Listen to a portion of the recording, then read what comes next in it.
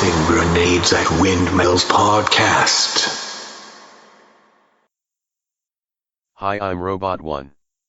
And I'm Robot 2. Glad to be here, Robot 2. How's it hanging? Fast and loose, Robot 2. Ready for the news? Ready. On Terra, The Resistance is holding a World Congress in San Antonio. groups from all over America are discussing the best way to resist polyester and its disco mutants. There is a strong notion to strive for the breakup of the rest of the United States, noting the success of Texas and California under progressive administrations as compared to Georgia and Louisiana, which are complete clusterfucks. On Earth, conservative congresspeople keep trying to pretend President Tinkle isn't in league with Russia. What? I know, right?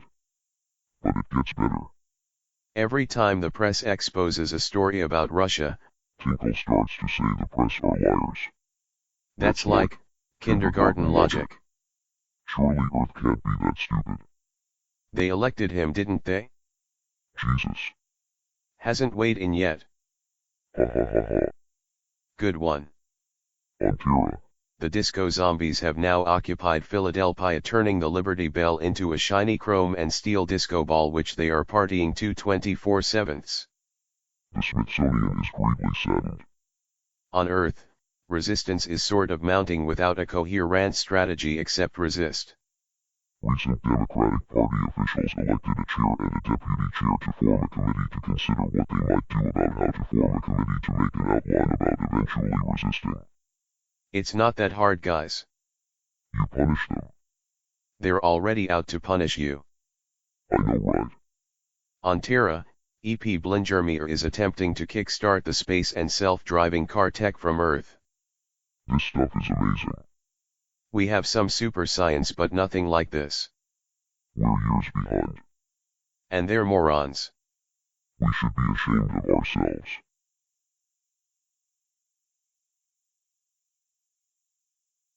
Robot poetry. When you are old and gray and full of sleep, and nodding by the fire, take down this book. And slowly read, and dream of the soft look your eyes had once, and of their shadows deep. How many loved your moments of glad grace, and loved your beauty with love false or true. But one man loved the pilgrim soul in you, and loved the sorrows of your changing face. And bending down beside the glowing bars, murmur, a little sadly, how love fled, and paced upon the mountains overhead, and hid his face amid a crowd of stars. William Butler Yeats. Robert Browning's Childe Roland to the Dark Tower came. My first thought was, he lied in every word. That hoary cripple, with malicious eye, askance to watch the workings of his lie. On mine, and mouth scarce able to afford suppression of the glee, that pursed and scored its edge, at one more victim gained thereby. 2. What else should he be set for, with his staff? What, save to waylay with his lies, and snare all travelers who might find him posted there, and ask the road? I guessed what skull-like laugh would break, what crutch gin write my epitaph, for pastime in the dusty thoroughfare. 3. If at his counsel I should turn aside into that ominous tract which, all agree, hides the dark tower, yet acquiescingly I did turn as he pointed, neither pride nor hope rekindling at the end descried, so much as gladness that some end might be. 4. What with my whole worldwide wandering, what with my search drawn out through years, my hope dwindled into a ghost not fit to cope with that obstreperous joy success would bring. I hardly tried now to rebuke the spring my heart made, finding failure in its scope. V. As when a sick man very near to death seems dead indeed, and feels begin and end the tears and takes the farewell of each friend, and hears one bid the other go, draw breath freely outside, since all is o'er, he saith, and the blow fallen no grieving can amend. 6. When some discuss if near the other graves Be room enough for this, and when a day suits best for carrying the corpse away. With care about the banners, scarves, and staves. And still the man hears all, and only craves. He may not shame such tender love and stay. 7. Thus, I had so long suffered in this quest. Heard failure prophesied so oft, been writ so many times among the band to wit. The knights who to the dark tower's search addressed their steps, that just to fail as they seemed best. And all the doubt was now, should I be fit? 8. So, quiet as despair I turned from him. That hateful cripple, out of his highway. Into the path he pointed. All the day had been a dreary one at best, and dim. Was settling to its close, yet shot one grim red leer to see the plain catch its astray. 9. For mark. No sooner was I fairly found, pledged to the plain, after a pace or two. Then, pausing to throw backwards a last view. O'er the safe road, 'twas gone, grey plain all round. Nothing but plain to the horizon's bound. I might go on, naught else remained to do. X. So on I went. I think I never saw such starved ignoble nature, nothing throve. For flowers, as well expect a cedar grove. But cockle, spurge, according to their law, might propagate their kind with none to awe. You'd think, a burr had been a treasure trove. 11. No. Penury, inertness, and grimace. In some strange sort, were the land's portion. See. Or shut your eyes, said nature peevishly. It nothing skills, I cannot help my case. 'Tis the last judgment's fire must cure this place. Calcine its clods and set my prisoners free. 12. If there pushed any ragged thistle stalk above its mates, the head was chopped, the bents were jealous else. What made those holes and rents? In the dock's harsh swarth leaves, bruised as to balk all hope of greenness. 'Tis a brute must walk, pashing their life out, with a brute's intents. 13. As for the grass, it grew as scant as hair. In leprosy, thin dry blades pricked the mud, which underneath looked kneaded up with blood. One stiff blind horse, his every bone a stare, stood stupefied, however he came there. Thrust out past service from the devil's stud. 14. Alive. He might be dead for aught I knew. With that red gaunt and collop at neck a strain, and shut eyes underneath the rusty mane. Seldom went such grotesqueness with such woe. I never saw a brute I hated so. He must be wicked to deserve such pain. 15. I shut my eyes and turned them on my heart. As a man calls for wine before he fights, I asked one draught of earlier, happier sights. Ere fitly I could hope to play my part. Think first, fight afterwards, the soldier's art.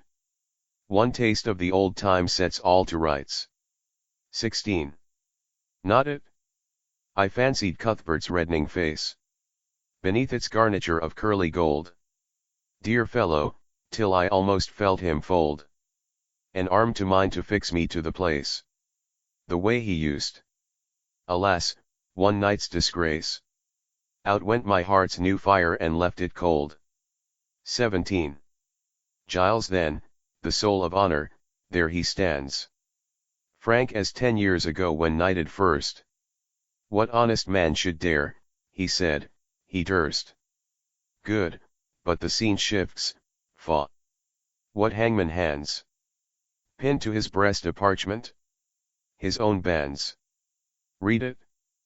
Poor traitor, spit upon and cursed. 18. Better this present than a past like that. Back therefore to my darkening path again. No sound, no sight as far as I could strain. Will the night send a howlet or a bat? I asked, when something on the dismal flat came to arrest my thoughts and change their train. 19. A sudden little river crossed my path. as unexpected as a serpent comes. No sluggish tide congenial to the glooms. This, as it frothed by, might have been a bath for the fiend's glowing hoof, to see the wrath of its black eddy bespate with flakes and spumes. XX. So petty yet so spiteful. All along, low scrubby alders kneeled down over it. Drenched willows flung them headlong in a fit of mute despair, a suicidal throng. The river which had done them all the wrong, whatever that was, rolled by, deterred no whit. XXI. Which, while I forded, good saints, how I feared to set my foot upon a dead man's cheek. Each step, of feel the spear I thrust to seek. For hollows, tangled in his hair or beard. It may have been a water rat I speared. But, ugh! It sounded like a baby's shriek. XXII. Glad was I when I reached the other bank.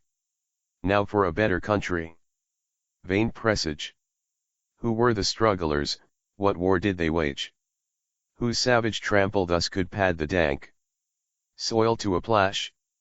Toads in a poison tank? Or wildcats in a red-hot iron cage? XXIII. The fight must so have seemed in that fell cirque. What penned them there, with all the plain to choose? No footprint leading to that horrid mews. None out of it? Mad brewage set to work. Their brains, no doubt, like galley slaves the Turk pits for his pastime, Christians against Jews. XXIV. And more than that, a furlong on, why, there. What bad use was that engine for, that wheel? Or brake, not wheel, that harrow fit to reel men's bodies out like silk? With all the air of Tophet's tool, on earth left unaware. Or brought to sharpen its rusty teeth of steel. XXV.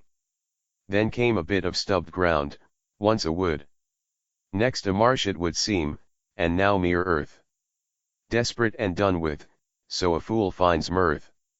Makes a thing and then mars it, till his mood changes and off he goes, within a rude bog, clay and rubble, sand and stark black earth. XXVI. Now blotches rankling, colored gay and grim. Now patches where some leanness of the soils broke into moss, or substances like boils. Then came some palsied oak, a cleft in him, like a distorted mouth that splits its rim, gaping at death, and dies while it recoils. XXVII. And just as far as ever from the end.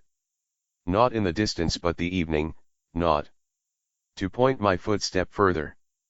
At the thought, a great black bird, Apollyon's bosom friend, sailed past, not best his wide-winged dragon penned. That brushed my cap, perchance the guide I sought. XXVII. For, looking up, aware I somehow grew. Spite of the dusk, the plain had given place all round to mountains, with such name to grace. Mere ugly heights and heaps now stolen in view. How thus they had surprised me, solve it, you. How to get from them was no clearer case.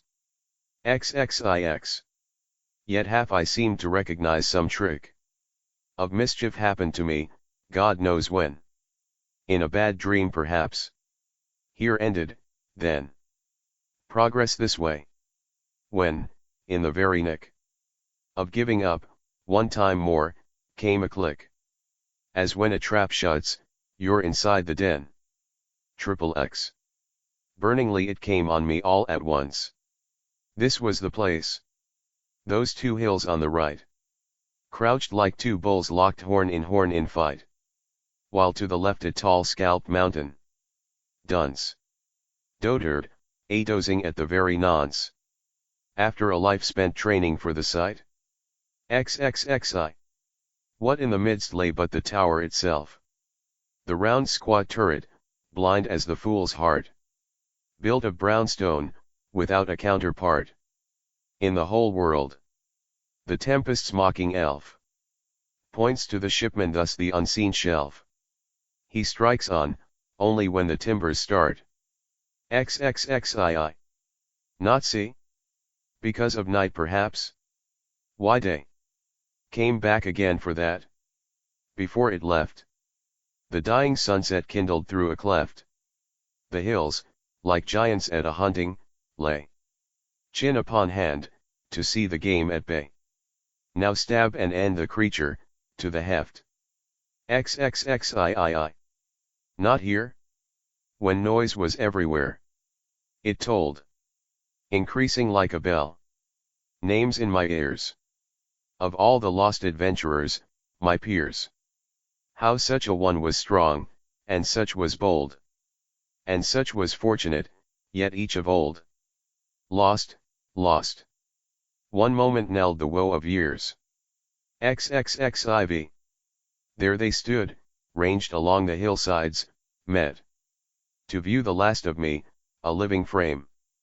For one more picture. In a sheet of flame. I saw them and I knew them all. And yet. Dauntless the slug horn to my lips I set. And blew. Child Roland to the dark tower came.